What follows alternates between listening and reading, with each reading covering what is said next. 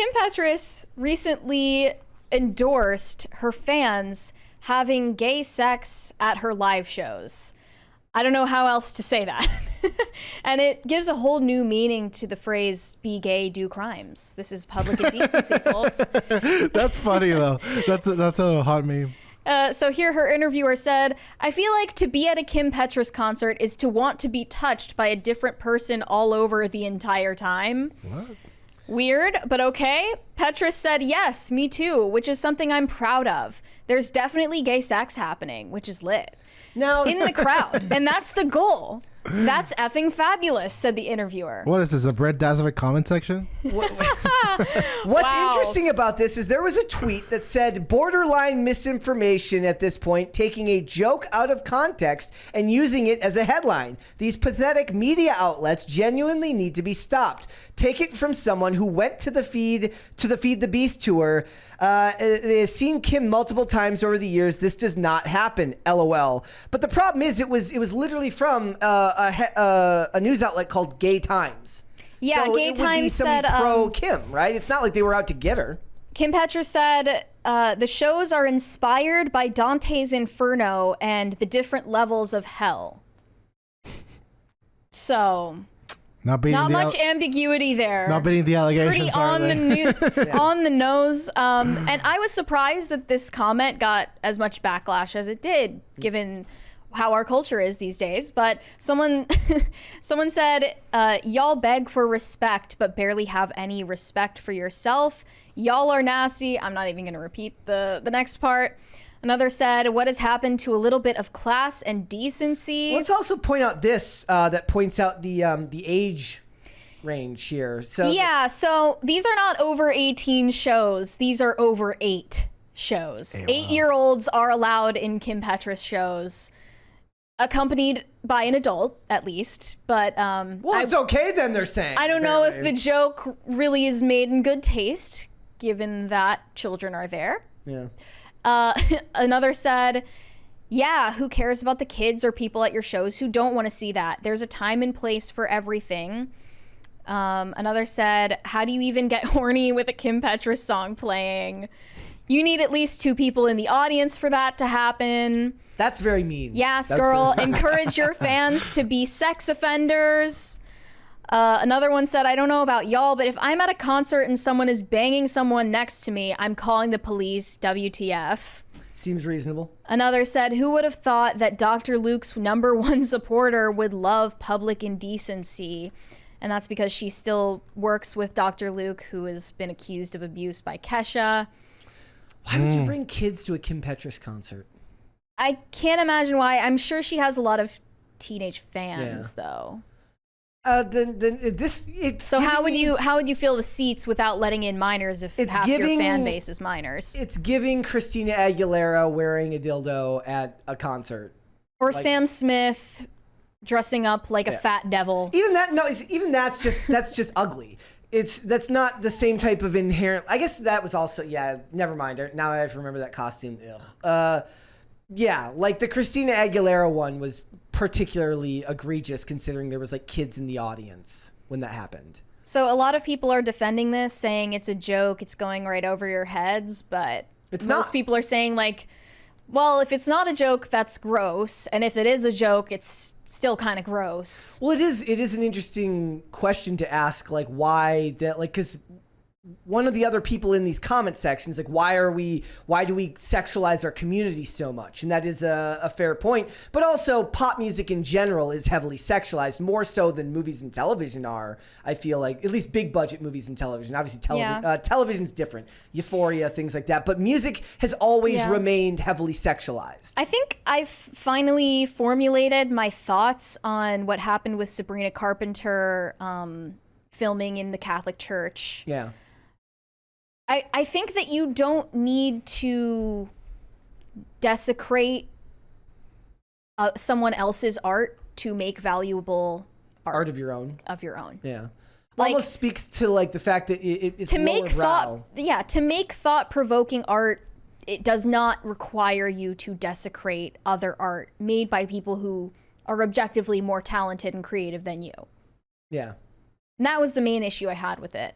And also, like, for all the celebrities making statements about Israel, Palestine, or any other political issue, I feel like if it mattered to you that much, if that issue were so important to you, would you not make art about it?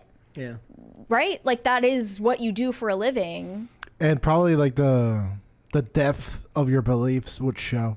Like, Yeah. if how that much you know about political issue really mattered to you, you would make art about it instead of an Instagram post. You know, the about thing is, I think about that, and I think about this a lot to what you're saying, is like back in the day, if you had like something that you were really passionate about, the way that people talk about these issues, back in the day when information wasn't so easy to come by, you had to like search it out and actively put a lot more work into figuring out and learning about the things that you wanted to learn about. Now you can give impassioned Instagram posts about something you only have a surface level amount of understanding for because you can get to the information so easily. It's like when they talk about the conspiracy theorists of old who would have to they would have to go, like, the internet wasn't the internet it is now, right? Or they'd go read all the books in the sci-fi and conspiracy section of Barnes and Noble or half-price books. You had to work harder to have a cause or an idea or a thing that you were passionate about back in the day than you do now. Now, So what's the Dunning-Kruger? that kind of, yeah, like, so it's like in a lot of ways, like for somebody like that's caring about Israel Palestine, it's like you've been assaulted with an onslaught of media showing you how awful what's going on is, which means it's a natural human reaction to react heavily to something appalled like that. by To be that, appalled yeah. by it. That makes perfect sense. That's human to do that. But back in the day, to me, that's a lot different than choosing to then go and make art about something, because then you will have to have a lot more of a deeper understanding of what is actually being discussed here, which is why art was so much rather than just richer. a knee-jerk reaction. Yeah, exactly. To something It's why South Park, I think, is as good as they are, even though a lot of people think that they've lost their stuff. Fine, sure, they're not as great as they used to be, but they still, when they made their recent Panderverse special, it dunks on both people because it's a more nuanced take than what the initial reaction from a person who has a knee-jerk reaction to what's going on in Hollywood is, right? Mm-hmm. So you have to work harder to know more about what you're talking about. At least you did back in the day. And now I feel like what you're saying is like the knee-jerk reaction doesn't make for great art. It's easy. Exactly. No one wants to put in as much effort. And going back to this headline, Kim Petras just seems desperate to seem edgy Yeah. and provocative, and everyone in the music industry is trying to be that, and they're not that. How would you do edgy? Like, what would be edgy these days? I don't know, Yeah. because I feel like, again, I feel like I've mentioned this before a couple times, but the crime of our era is self-censorship. So how do you convey through art not conveying things through art? You know what I mean? Yeah. Besides, I guess, stating controversial opinions that we all kind of tacitly know but do not admit to. I mean, dudes like Ryan Long, that's somebody who's actually doing well thought out comedy now in his skits and stuff like that. That takes more than one perspective and distills it down into a piece that actually has a commentary on the social issue that it's talking about. When he does woke versus racist, that's an interesting idea that he distills down to a 3.5-minute video, but that's not going to be on Comedy Central. We're not talking about the mainstream. The problem is the mainstream of today is the conservative Puritan ideas of the past, right? So now they're just puritanical in a different way. They were pushing back on a conservative majority back in the early 2000s and the 90s, whereas now they're the Puritans, and you can't push back on them because they're the establishment. Yeah, but similar to that didn't last forever. I don't think this will either. Well, I mean, it will require the next generation of artists to be willing to call this stuff out and be in positions of power. They will have to both make the art and be in the position to allow the art to go to market at these companies. It bears repeating, by the way, a lot of people don't know this, but Kim Petras was one of the first, before Jazz Jennings, one of the first child trans activists who was given these, completely irreversible sex change surgeries as a minor and was made to go on TV and talk about it and promote it. And that is what the establishment was when Kim Petras was growing up. And that's what, that's the culture that Kim Petras is still promoting to these fans. It's like, you're not breaking any new ground here. No, nor will they, and that's going to keep happening. I don't see a cultural change there. I don't, and I think the reason for that is that these causes are largely supported by women who believe that these are good ideas, right? And the men fall in line because they don't want to get in trouble for calling this stuff out, which is a problem from both sides, right? It's why women's sports are going to be screwed forever.